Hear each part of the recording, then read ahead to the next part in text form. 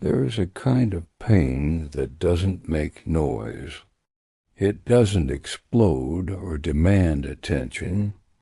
It simply lives inside you quietly, growing heavier with time.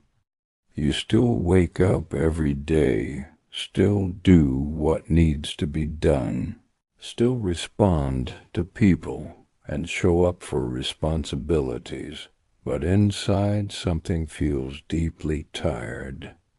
It's a weight you don't know how to explain, even to yourself, because this pain isn't dramatic or visible. It comes from carrying too much for too long, without being held, understood, or truly seen. You've learned how to cry without sound, how to breathe through the ache, how to wipe your tears before anyone notices. The most exhausting part isn't the suffering itself, it's pretending you're okay when you're not. Late at night, when the world finally goes quiet and distractions fade, when it's just you and your thoughts, the questions begin to surface. You start wondering if God sees how tired you are, how close you feel to giving up, how much strength it takes just to keep going. You pray, but the prayers feel weak. You believe, but your faith feels stretched thin. You trust God, but you don't feel His presence the way you once did. Slowly, something painful settles into your heart silence. Not just silence from people, but silence from God. And that silence hurts more than the pain itself, because suffering can be endured, but feeling forgotten is much harder to survive. What most people never understand is that God's silence is often misunderstood. We assume silence means absence, neglect, or punishment. We think it means we've done something wrong. But sometimes silence is not distance, it's focus. When God sees you crying in silence, He doesn't turn away or miss it. He moves closer. The tears you cry alone are the most honest ones you'll ever shed, without performance, without explanations, without masks. And God works best with truth. There are seasons when God allows everything familiar to grow quiet, not because He is angry, but because He is doing deep internal work. Work that cannot happen in noise. Work that cannot happen when everyone has access to you. Work that cannot happen when you lean on people who cannot truly carry your pain. That is why this season feels lonely, not rejected, but isolated. And isolation feels cruel until you realize it is where strength is formed. God often removes external support so you can discover internal resilience. He strips away emotional crutches so you learn how to stand without them. It hurts to realize people don't notice your pain. It hurts to see that some people only love the version of you that was convenient. It hurts to feel like you are carrying everything alone. But this is not punishment. This is preparation.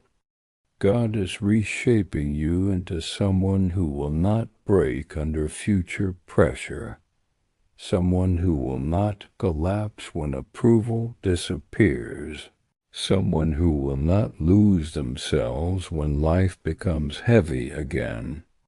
You are being strengthened at the roots, not the surface. and roots grow in darkness. If God removed your pain immediately, you would feel relief, but you would not gain depth. Comfort never creates strength, and ease never builds endurance. This quiet, painful, confusing season is creating something unshakable inside you. Right now you feel exhausted, but you are becoming resilient.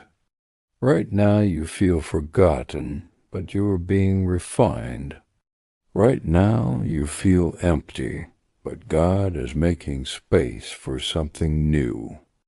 You are learning how to trust without signs, how to believe without emotional reassurance, how to keep going when motivation is gone. That kind of faith is rare. Most people trust God only when life feels safe and predictable. Very few trust Him when everything feels silent. That is why this season matters. When you cry in silence and still do not walk away, when you doubt but still pray, when you feel tired yet still choose hope, that is not weakness. That is strength most people never develop. Slowly, almost without noticing, something begins to change inside you. You stop begging people to understand you. You stop explaining your pain to those who cannot carry it. You stop chasing comfort from places that only drain you. You become quieter but stronger, softer but wiser, lonelier but clearer. You begin to feel a steady peace, not happiness, but stability that whispers, "I've survived too much to give up now." One day, maybe not soon, you will look back at this season, the nights you cried alone, the prayers you whispered without confidence, the moments you thought you would not make it, and you will realize something powerful. This was the season God rebuilt you, not by removing the pain instantly, but by staying with you inside it. He taught you how to survive without losing yourself, how to feel deeply without breaking, how to walk through darkness without becoming bitter. So if you are crying in silence right now, pause for a moment and breathe. You are not invisible. You are not forgotten. You are not weak. God sees what no one else sees. He hears the prayers you could not finish. He understands the pain you do not know how to explain.